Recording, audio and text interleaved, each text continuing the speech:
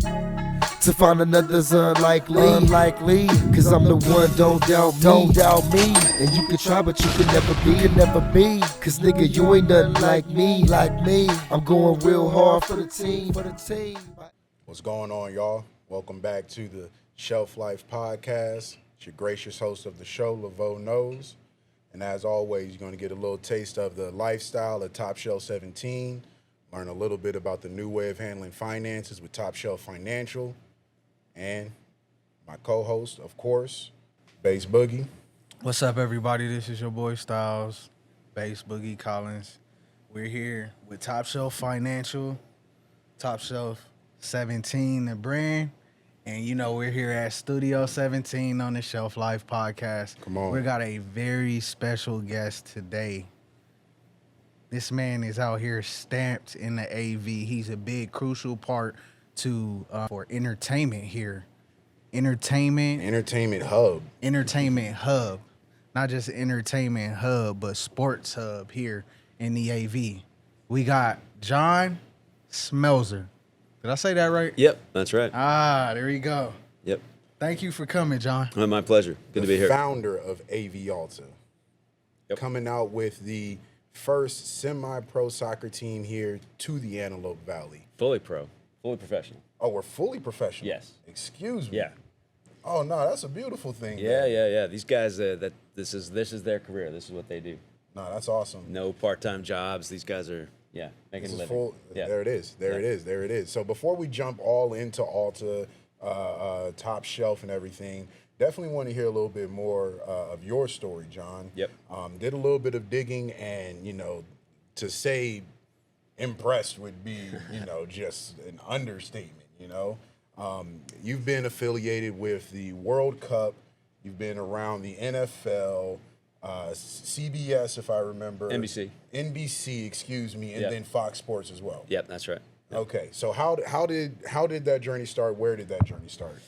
Yeah, so long story. I mean, if you live long enough, you can rack up a few entries on the resume. But I was a lawyer by training in L.A., and I was what law were you practicing? Big firm litigation, okay. Big corporate litigation, big companies suing each other, huh. Which was not, and for me, was not for me. Okay. And I just was very unhappy doing that. And I had a friend who was working at the World Cup Organizing Committee in 1994, when we first hosted the World Cup. However many years ago that was, we just figured it out, 30-something. And she said, hey, we have an opening for the most junior staff lawyer in the organizing committee. You're going to be doing contracts. It's a 50% pay cut from what you're making right now, and you're going to be unemployed in 9 months. And I said, let's go. I jumped over my desk and said, let's go. And because I couldn't move fast enough, because I just knew that when the World Cup was over, I was going to meet all these people, and I was going to have this on my resume. And then, and I had been a soccer fan before, but of course the World Cup, as we're about to see, is unlike anything in the world. And when you go through it, it's so intoxicating that I was like, okay, I honestly thought I was going to work in soccer. Major League Soccer was launched out of the World Cup, but it wasn't ready in '95 when it was supposed to be. They pushed it back a year. So I was, in fact, unemployed, and I had to get a job. And so I got a job at the NFL, and I was the only red-blooded American that was ever unhappy to be working at the NFL. I wanted to be working at MLS. But the irony is, at the NFL, I worked for a guy named Don Garber, and Don is now became the commissioner of MLS. So nice. I've been in and around. Full circle. Yeah, I've been in and around soccer my whole career, but I've never actually worked in soccer. Since the World Cup and now. NFL for a number of years, which was crazy. It's when you work at the NFL, you can only F it up. It's a very defensive mindset because everybody wants something from you, and it's a juggernaut, and you kind of work in fear because you're like, I don't want to screw this thing up. But cool. I mean, it was cool. Went to 7 Super Bowls and all that. But then I did NBCOlympics.com for the Sydney Olympics. And this was right at the beginning of the internet bubble. And we had basically a broadband product from Sydney in a world where there was only 6% broadband penetration, which is to say that we had all this video, but nobody could watch it. but people just didn't have the connection speeds back then. Oh, okay. Yeah. Okay, understood. Yeah, and so got to know Michael Johnson, the gold medalist, pretty well. Oh, wow. We did all this stuff with his biometrics and telemetrics, and he's an incredible guy. I mean, Okay. just amazing getting to know him. Upstanding character. Yeah. Okay. Olympics ended, again, unemployed. I've been unemployed a lot. And then I got a job at foxsports.com in LA, and that grew into a broader Fox Interactive Media, which was the digital division of News Corporation, which is, of course, the parent of Fox Sports. Okay. And did that for a number of years. And then very late in life, I did my first startup. And it was it was an online ad network. When we were at Fox at News Corp, we bought MySpace, if you guys remember MySpace. So we had hundreds of millions, billions of ad impressions to fill. And so I learned all about ad tech. And myself and a colleague went out and formed our own company doing, online ad as an online ad network. And then we quickly got acquired by Yahoo. And then I left Yahoo and did a couple more startups, which failed. And I think it's important to point that out. I had one modest success and then 3 consecutive failures, which is painful when you're in your 50s. I can imagine that. Yeah. I can imagine that. A lot of failure. But one thing that I'm hearing from this is early on, from transitioning from being a lawyer to making that jump into the World Cup there. Yeah. That's a big risk that you're taking. And then come to find out years later, now you get into your own startup. Yeah. So you already kind of had that entrepreneur spirit mindset within you. Yeah. And what really motivated the jump and that first initial jump? And what was the mindset you had? The first initial jump was just the pure misery of working for a law firm. Just misery. And of course, I love sports and everything. Well, I was in the law library when I was a young associate. I was working 7 days a week, months on end.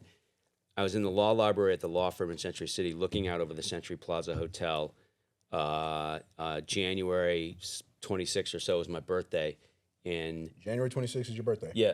25th. All right. There you go. Nice. It was what year was it now? It was 92, and it was the Super Bowl Sunday, and the Buffalo Bills were playing the Cowboys at the Rose Bowl. And I'm looking out at the pool at Century Plaza, which was the league hotel, and I'm seeing all these guys, who are working the Super Bowl. Yeah. And I'm thinking, those guys are getting paid to go to the Super Bowl today. And I'm sitting here in this crappy law library working for this law firm, and I literally looked out the window and I said, with God as my witness, I'm going to get a job at the NFL. And it took 2 or 3 years, and I had to do the route through the soccer. Right. But I got that job, and I think because I took those risks early on, and because they generally paid off, and because I'm not really afraid of failure, Right. then I was willing to keep taking those risks. As an entrepreneur, you have to be willing to kind of risk it all and go all in and fail. Yep. I was going to say, if you didn't take that initial risk, you probably would have been unhappy all your life. Even with those 3 failures with your startups, I'm sure you're still happy with yourself today than you were. Most people get trapped. Yeah. A lot of people call it the rat race. Yeah. They get into the consistent 9 to 5 and feel that's what they need to do and only what they can do. Yeah. I never let I don't know if my dad told me this or somebody said, don't ever let your expenses rise to meet your income. And so as a young lawyer, it was a prestigious law firm. I was making good money at the time. I was driving a crappy old Volkswagen and living in a crappy apartment. And so when the time came to make that move and to take the pay cut, I could do it. I didn't go out and buy the Porsche, and I didn't go buy the condo and all that sort of stuff. So my cost basis was always low. You kind of made the financial preparations ahead of time. Yeah. And that's another thing. Most people aren't conscious, to do that. Yeah. Right. Yeah. It's not money wise in that way. Money wise. It's pretty wise to do that. I've never really been motivated by money, which is probably why I'm not, as rich as I probably should be. Mm-hmm. It just never motivated me. But money to me is security. It's security, safety. It's taking care of, providing for my family. Of course, I want to have a nice living, But I've never been. right. I've also never been motivated by things, right? I've never been motivated by cars or Material. Yeah, I just haven't. I love to travel. My family and I, my kids, we've traveled all over the world. Travel is actually really cheap. Airfare is expensive. If you're not staying at the Four Seasons, it's really inexpensive to travel.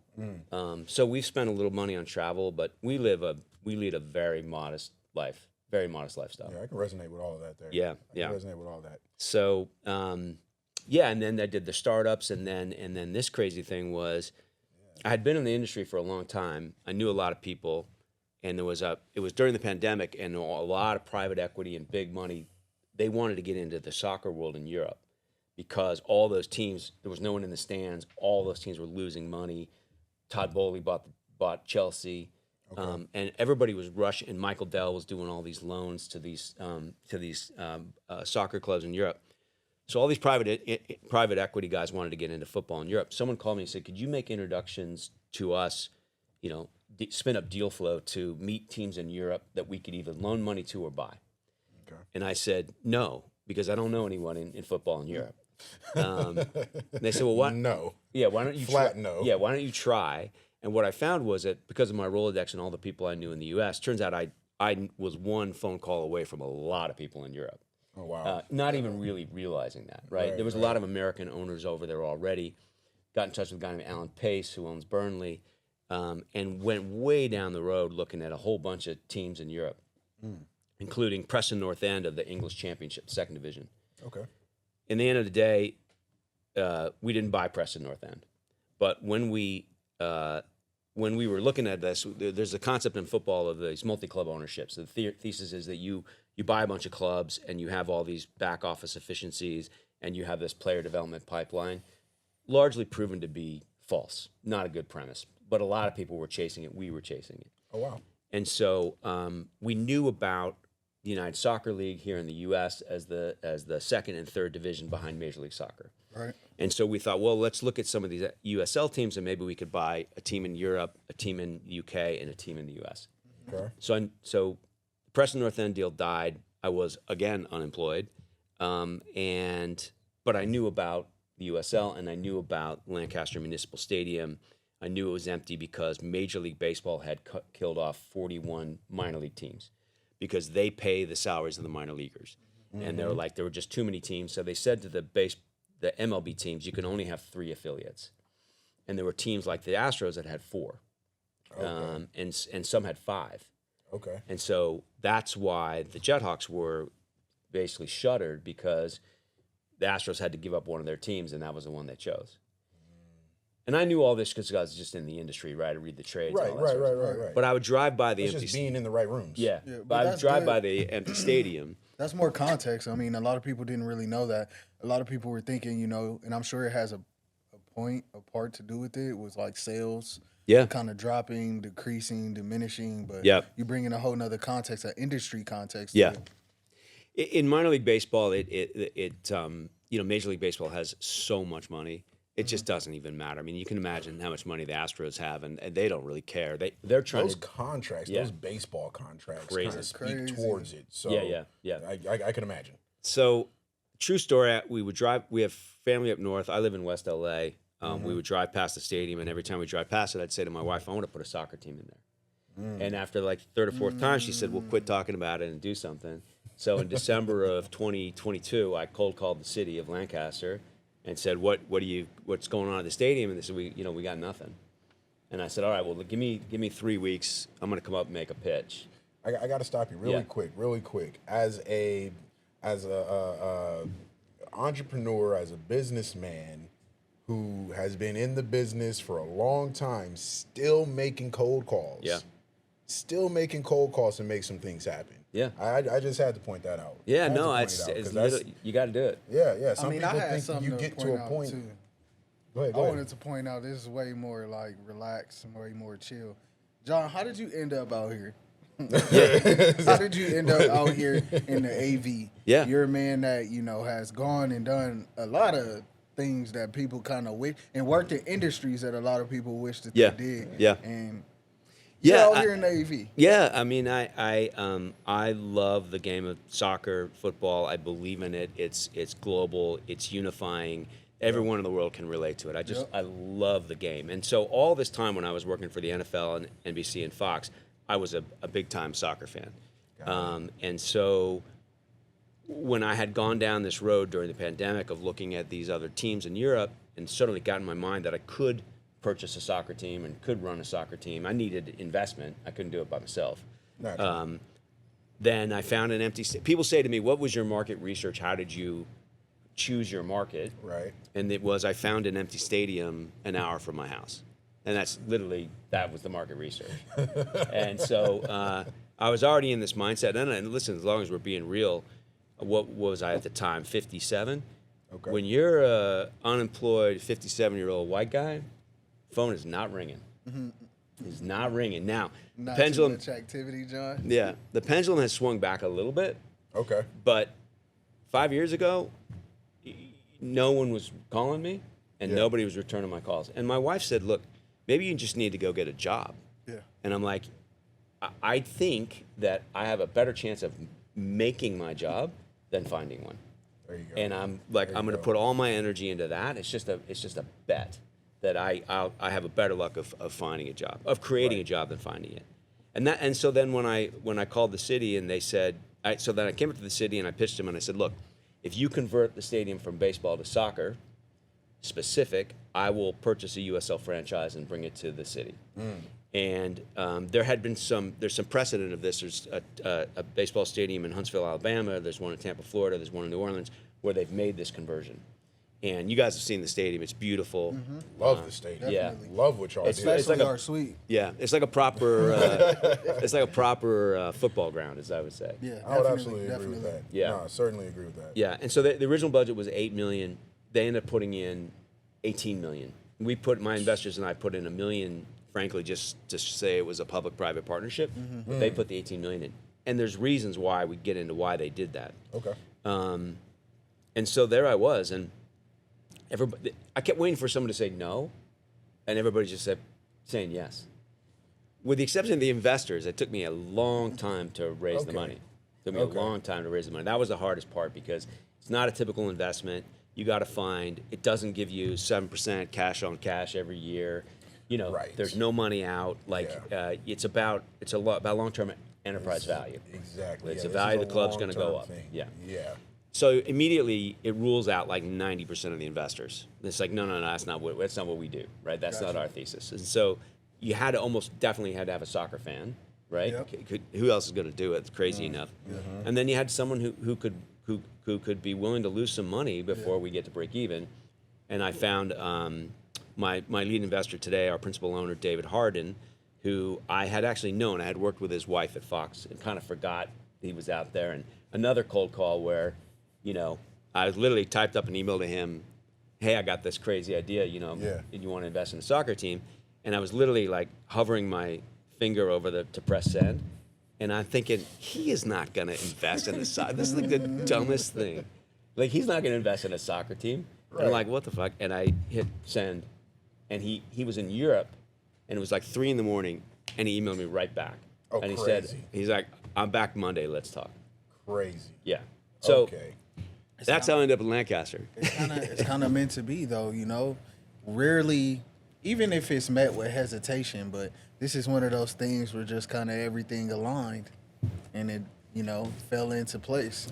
Right. And here we are now. We got a pro soccer stadium, pro soccer team here in the city. Yeah. That's a great thing. So a great shift to this is discussing the partnership between AV Alta and Top Shelf. Yep. And I'm real curious about that. I want to definitely know your perspective on it because I'm kind of on ground level right with Panchito. Yeah. If y'all don't know about Panchito, y'all need to find out. That is a community man. He's doing big things. He's awesome. Can't sing his praises enough. But it started off with Panchito making initial contact. Yeah. That kind of got us together. Yeah.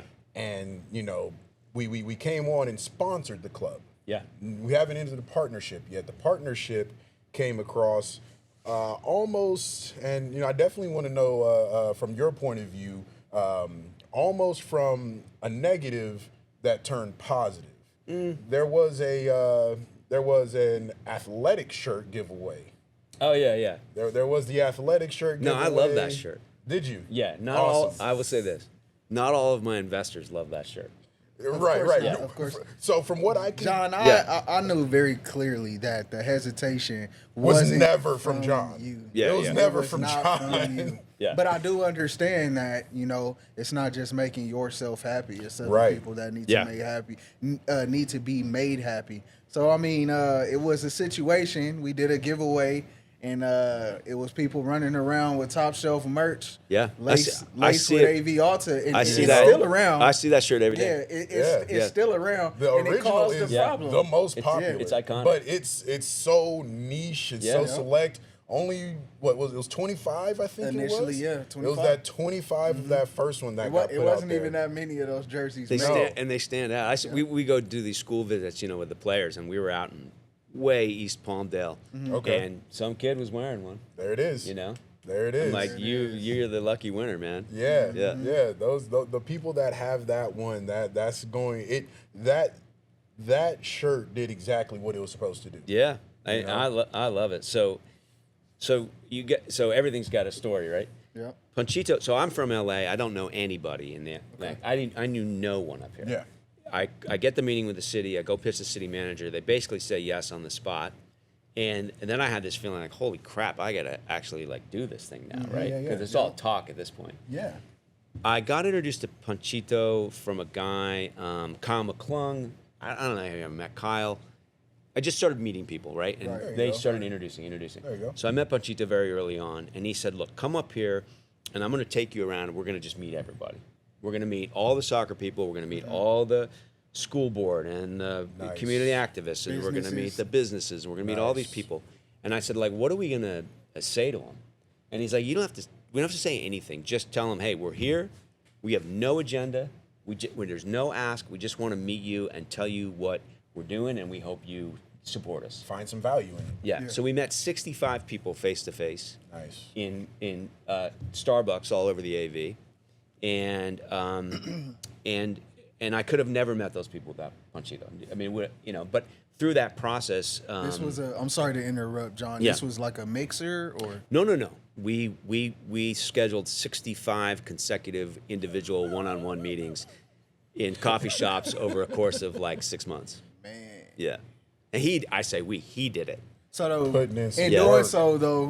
doing so though, you guys were able to have those interpersonal conversations. absolutely. Really get to know people and then do it pre-launch. Actually. Yeah, Way but ahead of all time. pre-launch. We didn't have a logo. We had the lease at the stadium, but there weren't shovels in the ground. It was still Yeah. a baseball stadium. There was a leap of faith for a lot of people to just believe in us. Got you. So that's Panchito, and you're one of the many folks that he introduced us to. I always love the idea of the Top Shelf partnership because we talked about this a little bit earlier. Yep. Antelope Valley over-indexes African American as compared to the county and the state and the nation. Yeah. And a lot of that is the history of Section 8 housing and folks coming up here to get a better housing deal. Right. But there not being the economic jobs to support them. There weren't the jobs, right? No. There was aerospace, but they weren't getting those aerospace jobs. They didn't get the opportunity. Yeah. And so I think that led to a lot of, unfair perception of African American community, unfair perception of the Antelope Valley in general, which I think persists to this day. Yeah, agreed. Especially in Los Angeles. People in LA look down their nose at the Antelope Valley. It drives me crazy. Oh my Yeah. goodness. It's like you've never even Oh, my stopped for goodness. gas. On my low, even on the lower level, just kind of talking to people, especially as far as when it comes to brand, Yeah. pushing our specific brand. We do need to go down there and mix, but talking to those people from that area, the Angelinos, they hate. It's pretty much hate. They talk down on us so bad. And You'll they've- never be successful. They've being up never there. even stopped for gas. Yeah. Yeah. They drive through here on the way to Mammoth, Yeah. and they go to soccer tournaments. But believe me. And so Yeah, soccer this tournaments this for sure. notion of you got two things going on. One, I genuinely believe that we could be a uniting force in the Antelope Valley. I think that's the right thing to do. But it's also the business model because this is a ticket sales business. We're on TV, but we don't get TV money. So it's all about ticket sales. Ticket sales drive parking, concessions, merch. They attract sponsors.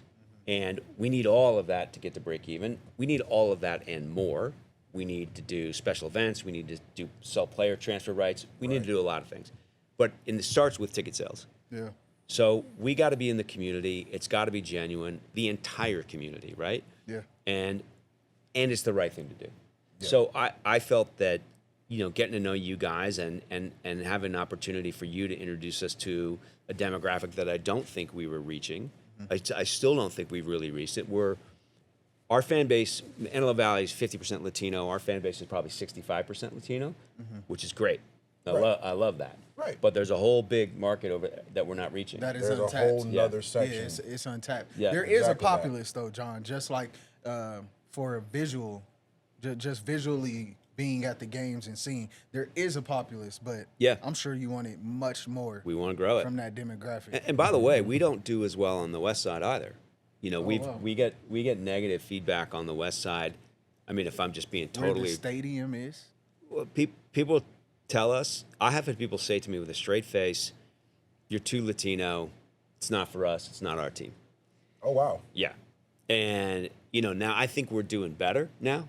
I think we've started to chip away at that. Right. Okay. But it's crazy. And I said to one person, I'm like, look, we threw a party and everybody was invited. Yeah. And that's who showed up. Like, you were invited, you didn't come. Right. So That's on you. yeah, it's on you. So Yeah. these were all the challenges, but for me, this is what it was always about. Soccer is a platform. It's a vehicle, whatever you want to call it, and I love the game. And of course I want to win. Of course I want to win championship, course. all those things. But to me, it is the way to get it done. It is the way to go into a community, to unify a community, and just create something positive that people care about. That is literally all I'm doing. You know what, John? I must say, AV Alta does a fantastic job of building those partnerships, tapping in with the community. Yeah. And as you see, it kind of seems very heartfelt that you're also trying to have the culture, as its name, be a part of the team as well. Yeah. But I wanted to kind of segue to ask you, how did Top Shelf end up in the principal's office? Well, was that because of the shirt? Yeah, because of for that first jersey. I loved it. There were some people in some quarters, I'm not going to name names, Of course. Let's who not do said, that. he said, that's not our brand. It's not on brand for us. And we have a very distinct brand. It's a beautiful brand. It is. Everything we've done is amazing, right? The merch you guys Yeah. came out with this season, Yeah, yeah. right. especially this one right here, the Yeah. corduroy jacket. No, Yeah. man, It's that's good stuff. smooth. And I'm a brand guy, right? I worked at the NFL. Like, nobody guards their brand like the NFL. Right. And I understand it all, the intellectual property, the brand equity, I get it all. But, that shirt that shirt was not designed for the people who didn't like the shirt. And so my view is like, look, and we went through it again with the pregame jersey that we're going to have here in about a month, Right. Right. where anyone who said to me, I don't like it, I said, well, it's not for you. Right. And I love that what you guys come up with is not what we would come up with. I love that it's distinct. I love that it's different. And fortunately, I'm the president. So You make the final call. You know what I'm saying? He gets to pull a little couple extra Yeah. strings for us. But again, Yeah. John, that's you working, just not staying exclusive to just brand, but also Right. having those variations to include more people. Yeah. Being open-minded too. Yeah. Yeah. And then to piggyback on this as well, I was going to ask, but it seems like you kind of asked it. I'll see if you have anything to build on it. If anything, with the sponsors, with any of the partners that Alta currently has, is there what you would say anything that's unique with Top Shelf as compared to what you guys are already having? Yeah, I mean, I think, look, you guys are we probably have some small African American owned businesses, like really small, like mom and pops. Right. Yeah. I think you guys are our only sort of prominent sponsor that is, Black owned. Okay. So that's unique. I think you probably have a clientele that most of our other businesses don't have. And you have a different voice, you have a different aesthetic, you have a different, but it's all good. It's all quality. It's all additive from my perspective. Understood. Yeah, and so Devontae's amazing. He's a salesman. He's all right. He pitches me every day with He's another okay. sales Yeah, he's okay. opportunity. But I said to him recently, very recently, I'm like, look, man, this is a long-term partnership. Right. We're going to do this for years, and we don't have to do everything in the first year. It's funny you said that. It's funny you said that. He was here before he had something to go do. Yeah. And we literally had the conversation of you telling him Yeah. that Yeah. we don't need to do it all at once. Yeah. Right. Right. Exactly that. And we see that in all of our partnerships, and we see it in the school visits and the hospital visits, and there's so much we want to do and that we can do, but we cannot do it all, and we cannot do it all right now. We take the long view of everything. I take the long view of everything. If you want to be around forever and you want to have these partnerships forever, it's good to let them grow. It's good to give them a little breathing room and a little, pace and time to develop. Yep. If you're like, hey, in and out, you're going to sell the team in 3 years, which we're not. That's never been me. I've never been the quick kill guy. Short. Yeah. Short game. I've always been long on all this stuff. So I love it. I love the jersey. I love the pregame jersey we're coming up with for Juneteenth. That's going to be a big thing. I think it's going to be a big thing. I think we're going to sell a lot of them. Exactly. And I think it's good, man. Let people talk about it. Let them say whether they like it or don't like it. Yeah. So I just wanted to go into it for the fans. We got sent to the principal's office because we worked outside of AV Alta in a sense, not going directly with you guys, not collaborating to actually provide a product that was cohesive towards what the brand or what the team is pushing, in addition to what we're pushing. So from that meeting, it was myself, it was Devontae, and it was the brand owner, and his name is Josh. We were in the meeting, and what came of it, and this is about a year ago, what came of it was this Juneteenth event. Mm-hmm. Yeah. So, LaVo, I'm going to hand it off to you about the event. It's something very exciting, and to come and to partner with that, to piece with that, are our specific jerseys, brand focused. Brand Absolutely. focused. Absolutely that. With a little touch of Top Shelf. So that Juneteenth event, it's getting kicked off. The Juneteenth match is getting kicked off with something we're doing beforehand. Yep. The 3v3 basketball tournament. Yep.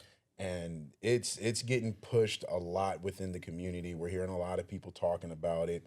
We're getting a lot of just kind of feedback from people who want to be vendors and be a part of it as well. Cool. Yeah. And the tournament in itself, there's going to be a couple different prizes going along with it. Where, Yep. It's of course going to include. I think we're going as high as 16 years old, as young as maybe about 9 or 10, right in there. They got different age groups and brackets where they're all going to be in those age groups competing for that opportunity, not just winning outright, you get it, but the opportunity to win a very special prize being it's going to be a raffle, Chris Brown and Usher tickets. I mean, that's going to be something. That's going to be something worth just participating for, the opportunity to just kind of be involved with it. Yeah. Be able to say that, bringing my family, bring my friend. I don't know. Maybe if it's a young man, you can go ahead, get the opportunity to take your girl there, right? But from your point of view there, John, did you have any input on this grand prize? No. No, not on this one. I mean, I'm so chronically unhip. It's just terrible. I couldn't tell you who's popular and who's not. Okay. I think the guys you picked are pretty popular. Yeah, they're massive. Yeah, my guys tell me that those guys are well liked. So I think it's great. I think it's great that you selected the prize. I think where I really focus is on the basketball side of it, which I love. Right. Actually, it's AVAC. Yes, it is. Yeah. AVAC. I actually knew about them because when we were looking at different names for the club, when we were trying to get trademarks, one of the names we came up with was AV Athletic Club, because a lot of soccer teams are called like Athletic or Atletico Madrid. Right. So that was one of the, and then our trademark attorneys pointed out, well, no, that's actually taken. Yeah. And then I saw the sign. Yeah. And then who's the gentleman that owns that? The older gentleman. Believe it or not, that is Devontae's father. Right. Gary Thomas. Gary Thomas, right. So we met with him. A pillar in the community. Yeah, I love that guy. So we met with him, and he's talking about soccer, and I'm talking about soccer. He's talking about basketball. But I'm like, look, we're the same guy, right? Yeah, This is we're all doing something for the community. If a kid's playing basketball or is playing soccer, he's not doom scrolling. Right. He's not. Ultimately. It's like anything but a computer screen, right? Right. I hate to say it, but I sound like an angry old man, but it's so terrible what's happening with social media. Can be great, but it also can be terrible. Yeah. Double-edged sword for sure. And so the fact that kids are out playing basketball, fantastic. They're out playing soccer, fantastic. All the girls up here are playing softball, fantastic, right? Yeah. And I just knew that we would be complementary, not competitive in any way. And I see this in youth sports all the time. I call them the true believers.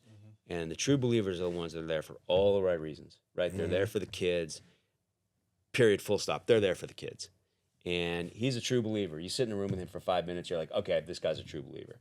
And I like to think I am too. And so I was like, yeah, let's do this. To have that tournament, the 3v3 basketball tournament at the stadium, it's just so cool. Like, it's just another window on the community. It's another opportunity for people to see something positive in the community, right? Because there's so much negative. And it's easy to fall into. Yeah.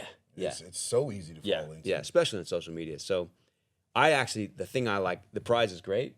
Yeah. I like the basketball angle. I think it's really cool. Yeah. And I think with that, what it's doing is driving a little bit closer towards that demographic you're looking to bring into the stadium. You know, if we can get you guys into the parking lot, get you guys kind of within breathing, spitting distance, so to speak, of the stadium, get an opportunity to see it. Now that's going to increase you guys actually being there at the games. Yep. And then for the prize, for anybody who's winning, right, it's going to be, the basketball tournament's taking place June 12th, the day before the actual match. Yep. Then they follow up on June 13th, finish it out. We have our actual winners. However, they're not getting their prizes right on the spot. You got to come to the game. Yep. We need you in the seats. Yeah. Lancaster Municipal Stadium, AV Alta, during halftime. Yep. Come claim your prize. But you got to be there to claim your prize. Yep. You got to come to the game. Come on now. And if you really, really having such a hard time being able to figure out how to get to the game, John, can you please explain to the people how can they acquire a ticket so they can get the opportunity to get this prize? Yeah, I think everything we do, we want it to be easy. We want it to be affordable. So, avaltafc.com/tickets. Click on the tickets links. Pretty easy. Our ticket provider SeatGeek, but you don't even have to have the SeatGeek app. It'll just email you the ticket. Prices are affordable. So we have average ticket price for the whole building is $20. We have tickets as low as $17, $15. We have a family plan. It's $99 for 4 tickets and 4 Chick-fil-A sandwiches. So a family of 4. 4 tickets and the 4 sandwiches. Yeah. And you get this all in the ticket. $99, yeah. And we price it so that we pay the fees. So nice. We price it internally at like 88 or something. But when you check out, it's $99. And when you come to our games, there's the kids and the families. There's tons of kids, tons of families. Definitely. And the players, the kids will line the field after the game, and the players will stay for 45 minutes to an hour, and they'll sign every autograph. Yeah, witnessed it. Yep. And look, folks up here go down to LA for sporting events. That's great. You take a family of 4 to look. You can't take a family of 4 to a Rams game. Yeah, rephrase that. Yeah, you can't do already. it. Rams, you can't do it. Definitely. LAFC, I'm an LAFC season ticket holder, love it. You're still talking $500-$600 to take a Right. family of four down Right, there. right. Their parking is, you could buy 3 game tickets for the price of their parking here. So my view is like folks go down there 3-4 times a year, that's great. But every other Saturday night, 8 p.m. in the summer, 7:30 in the spring and fall, 8 p.m. in the summer. Every other Saturday night, there's a game at Lancaster Municipal Stadium. Right. It takes you 5 minutes to drive there, $10 to park. Yeah. You know, you're going to spend $100 for a family of 4, or you and your buddy go and it's $20. A beer is $12. You know, a hot dog is $9. Like you go to, I'm not picking on LAFC, but you go to LAFC, a 22-ounce beer is $22. Right? Yeah. Dollar an ounce. Yeah. It's the same Yeah. with the Rams as Yeah. well. So our Lakers. 22-ounce beer is $12. It's just that, look, we want to be here forever. We got to get to break even in a couple of years. We have time to get to break even. So it's about the happy customer, the repeat customer, people who find value, people who just think, wow, this is a fun way to spend a Saturday night. Yeah. And affordable way to spend a Saturday night. You know, we have season tickets. They're also very affordable, but we understand many folks can't afford to go to 18 games. Right. Right. Still a lot of money. Yeah, Right. definitely. But it's all about that sort of accessibility and that ease. And then of course, you know, taking pride in your hometown. This is all about AV and Come on. yeah. Not to digress too much, but I had one potential investor who said to me, "You got to name the team Los Angeles."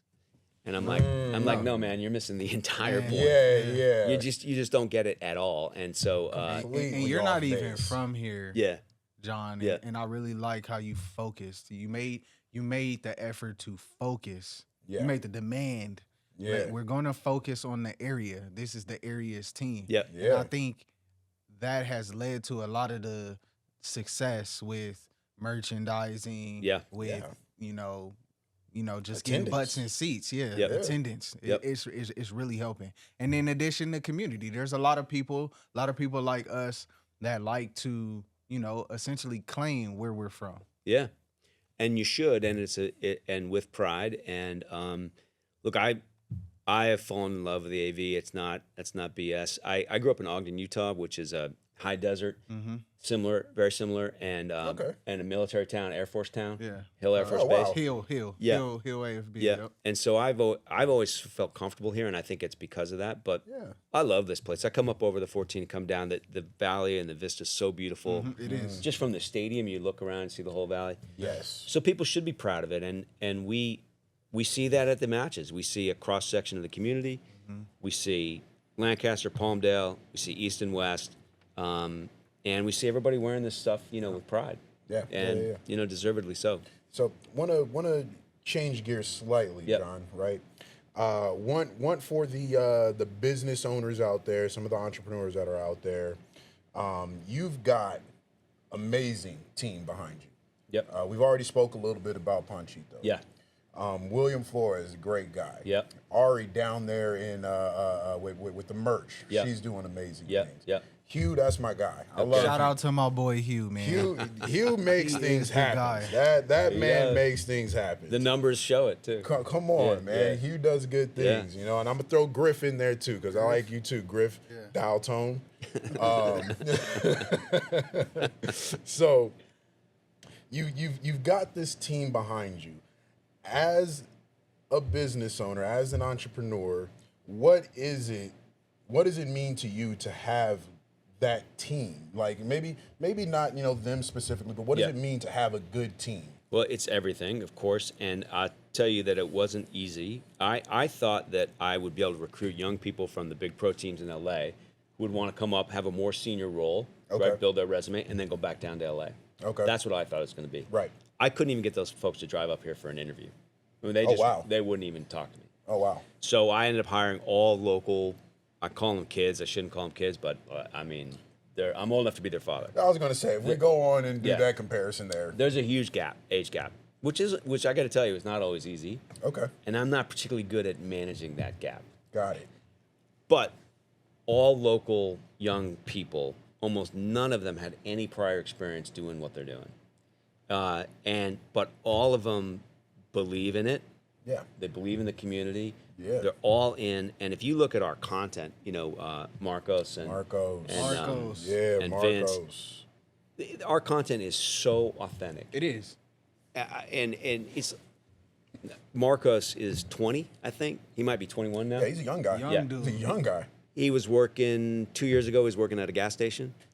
He's got That is crazy. Crazy. Because I've seen that guy before. Yeah. And this You didn't entire know time. where. So when we first did our partnership and we first were doing the jerseys, we had a big shoot, and I met him there. But you know how you look at somebody like, I think I know this guy. Yeah.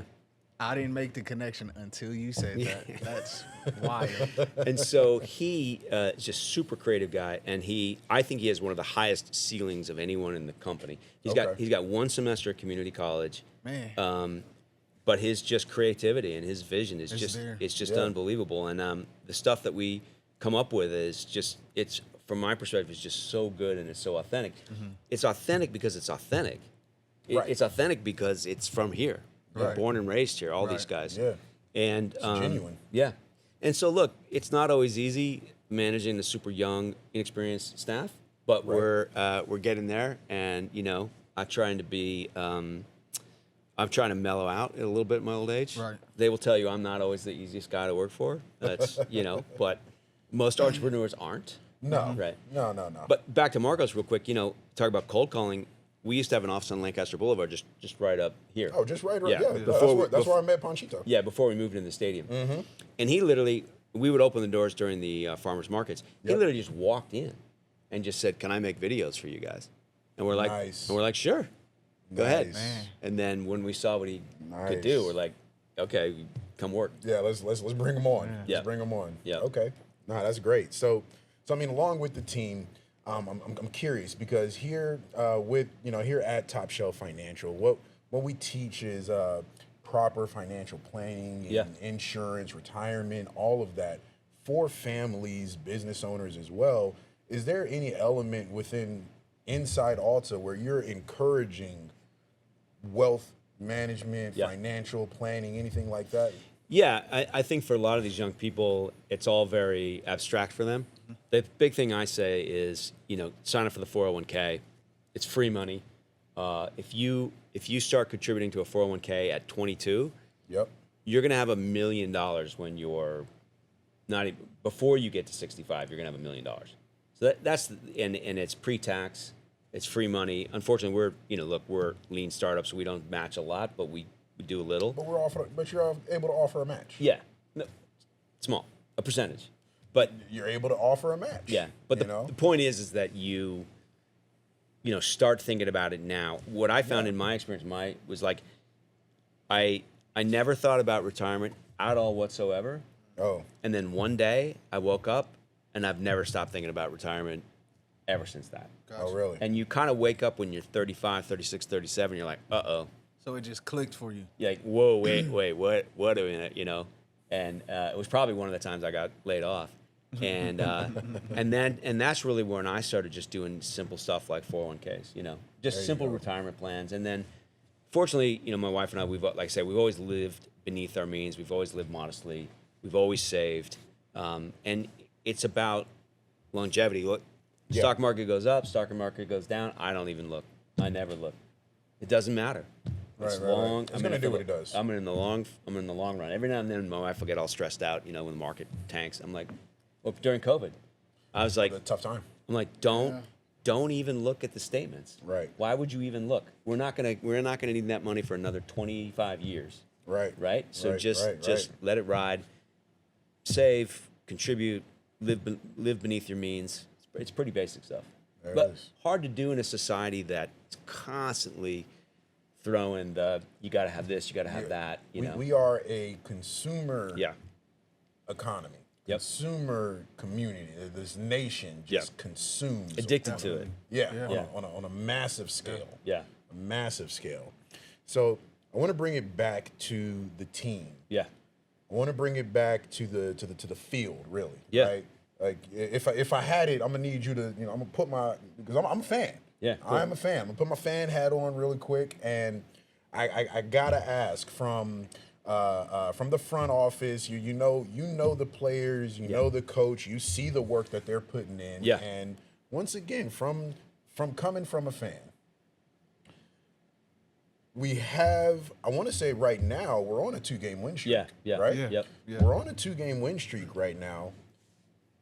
And last season, we were off to a hot start. Yes. We were cooking last year. It was all the way up last goodness. season. Yeah. You know, and we fell short of what we wanted as far as that playoff berth, make that appearance. Yeah. We were hoping for that home playoff game, fell a little short of it. Yeah. Now this year, we're on a 2-game win streak right now, and what I've noticed is a lot of ties. Yes. We've had a lot of ties. We do a great job of not losing games. Yep. And just as good a job of not winning. Yep. Right. So, from that front office point of view, knowing the players, knowing the coach, what are we missing? What's getting us over that hill? Well, I think what we were missing at the start of this year, I think the refereeing in our league is not good. No, it's not. And it's not going to get. No, it's not. And it's not I going to think get any that's better. every sport Yeah. here, John. It's every not, sport. It's don't not going to worry. get any better. So, Nobody really. Oh wait. So- You know what? It's so not, it's not it- zebras here anymore, though, right? No, They they're don't not have zebras, those. yeah. Yeah. but they, still. but you have to believe, and I do believe that those calls even out. So Okay. over time, you're gonna lose games on those calls, and you're gonna win games on those Right. calls, and everything in between. I really believe that. And also, we had some bad breaks with some injuries and stuff like that, and that also evens out. And so again, business-wise, football-wise, you take the long view of everything. In my opinion, one of the most successful franchises of all time, certainly in the NFL, is the Pittsburgh Steelers. And the reason I say that is because every 10 years they win a Super Bowl. In every decade since the Super Bowl's been around, they've won one. No other teams even come close. So you look at the Patriots and Brady and all that, great, but it's him and he's That an was an outlier. era. That was That a was just an flash era. in the pan. Yeah. So Complete anomaly. if someone said to me, you're going to be in business for 50 years and you're going to win a championship once every 10 years, I'd take it. Yeah.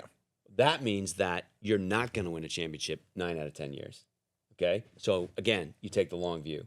And that's why I have a couple things to say on this, but if we're getting the bad breaks and we're getting the bad calls and we're not getting the wins, okay, take the long view. Those breaks and those calls are going to come back to us and be on our side. So that's one thing. Gotcha. The other thing is ties. So in soccer, 3 points for a win, 1 point for a tie. Okay. The media and the fans will use that for you, and they'll use it against you. We had a lot of ties last year, but then we had the wins. And so people would say, well, they haven't lost a game in 22 games. Okay, but we tied 10 times. You know what I mean? Yeah. This year, we had the ties, Yeah. but we were losing. So we're matched up, right? We're 2-2 as far as ties and wins. Or am I mistaken? we've got- 2-4. We got, we We got got a good 2 wins, I need 2 two losses. hands. 2 wins, 2 losses, and 4 ties. We're actually so 500 right it now. was Okay. it was losses that I Yeah, was. yeah. So, getting it mixed with. so last year we're like, oh, we were invincible, but we'd tied a lot. Right. Yeah. This year, oh, you're terrible, but we'd also tied a lot. Yeah. And so that will always be the case. But it's funny because I was just looking at our home record. You know, we've only lost once at home. So Right. I could go on tomorrow and write a blog post about how, Lancaster Municipal Stadium is a fortress and we've only lost once and all this sort of stuff. It's beauty's in the eye of the beholder. Exactly. Yeah. I was like, depending how you frame that. Yeah. But when we went to New Mexico in the USL Cup and played them in their division up above ours, and Ilyas Umash, who's truly our best player, scores a incredible goal and then promptly pulls his hamstring. Yeah, I right? heard about that. So the next day, I was talking to the team at breakfast. I said, look, guys, calls are going to even out. The breaks are going to even out. You're a good football team, and we are a good football team. Definitely. And everybody can see it. And so I'm like, have faith, keep grinding, keep fighting. The wins are going to come, and when they come, this is going to seem like a distant memory. And then bang, bang, we win 2 in a row. I'm not taking the credit. I'm just saying. And we have a very winnable game on Saturday. Hey, somebody had to speak it into existence. So I see it both ways. And I see how the fans suffer when we don't win. I see how they suffer when we tie. Because look, you got to win at home. That's the other thing. You got to win at home. Gotta win at home. It's so hard to win on the road that you got to win at home. Yeah. And so I genuinely feel for the fans, but I also am a little bit maybe more patient and a little bit more optimistic that the wins are going to come. But when if you just watch us play, we got some good players. Oh, And, man. you know, Oh, we got a man. very aggressive style. We're possession oriented. We're the protagonists. We're fun to watch. And, you know, I'm very, very optimistic. You know, two names that stand out for me. You know, Denzel. Yep. I like Denzel. Yes. I'm a fan. Me too. And then Jerry as well. Yep. Love Jerry. The two of them, I'm a fan. I like what it is that they do. I was not at all really a soccer fan until Alta came here. Until I was actually in the stadium, in the stands, seeing the play of the game, how it unfolds and everything. Because, you know, watching on TV, I'm looking at it, I'm just like, yep, okay. All right. Any sport, my theory is that any sport, if you pay attention and you care who wins, it gets really exciting It gets really really fast. good. At that point. Yeah. Yes. But you got to have those two things. I didn't have anybody to root for in soccer. Yeah. If you're, If you're watching cricket as a casual fan, you're like, what on earth is this? Like, what am I looking at? And I don't care. You don't have any Right. investment. Yeah. No investment. Yeah. There's another corollary to the winning and losing and everything else. Yeah. Our model is to identify local talent, develop these young players, sign them to professional contracts. And then in soccer, you actually sell the players' contracts to bigger clubs. And they want to get sold because they're gonna make more money and they're gonna be at a big club. Exactly. We actually get paid on the contract. So it's completely unlike US sports. Every kid out there is a free agent. Total free agency, no draft. And so you sign a contract, like a 1-year contract, and we'll typically have a 1-year option. Before that contract expires, we want to develop that player into somebody that we can sell to a bigger club. So we have a free-to-play, not-for-profit academy here in the AV. Right now it's one team, boys U19. We've identified all the top players in the Antelope Valley. They come play for us for free in a professional environment. And we then, the best players, we've already signed a couple to the first team to make them pros. Nice. But the players who don't quite make the team, we've got about a half a dozen Division II and Division I scholarships that these players have gotten that they would have never gotten before because no one would have ever seen them play. Nice. And I think that those are the winners because, look, being a pro soccer player is a tough, tough, tough game. And you don't make any money until you are at the pinnacle, right? It's a long road. And most guys don't ever become big-time pros. The kid who comes, he's not quite good enough to make the first team, but he gets a D1 scholarship at Cal State Northridge. Well, you know, the world's his oyster. At that point. Yeah. No, yeah. But this gets to winning and losing because we are the youngest team in the league. Right. And Right. and we're doing that on purpose so that we can identify these young kids here in the AV and get them on the field. So that could almost be, correct me if I'm wrong, that could be, you know, double entendre in a sense where youngest team that you're fielding, Yeah. right? And then actual youngest franchise as well. Because, I mean, what? Yeah. Just last year, first second season. year, yeah. You know what I'm saying? We could go out tomorrow and we could buy a team that would contend for a championship this year. And that would consist of 5 defenders that are 6'5" and don't have much talent, but they just stand in front of a goal like a defensive line. And that's the way you do it. And then you play the long ball, route one, old English style, and you hope you have one fast guy up on top, and and that's the Get way it you to do it. him. And if you do that, we would probably win a championship sooner. We want to play real football. We want to play creative football, entertaining football. We want to give young players a chance. And so you got to live with the fact that, you know, you might not win a championship in the first couple of years. Right.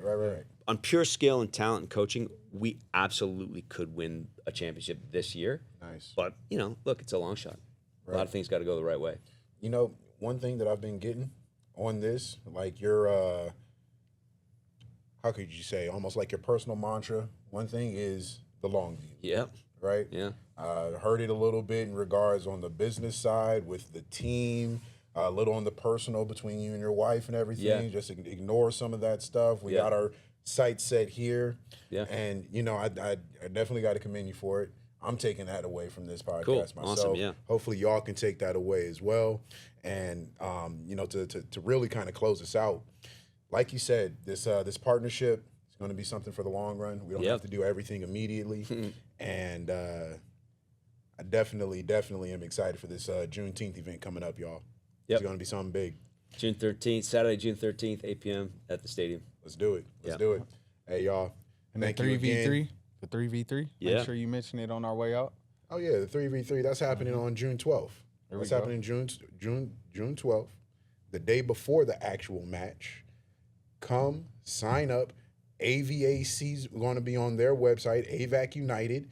Make sure you get your best two. Bring yourself. Hopefully you got a shot. Hopefully you might be able to rebound. I know me myself, I was never a shooter, but I can get boards, and you're not getting past me. It's not happening. But I'm a little too old to compete. You know what I'm saying? But anyways, y'all. June 12th. Thank y'all again. Shelf Life Podcast. If you didn't know, now you know because Laveau knows. Make sure to get y'all Juneteenth jerseys as well. Big sellers. Adios. Thanks, guys. Appreciate it. Absolutely. Awesome. Awesome, John. That was great. That was a good one. That was enjoyable. I love this format. Yeah. Because you can have real conversations. You can talk about real stuff. That's what we want to do. Yeah.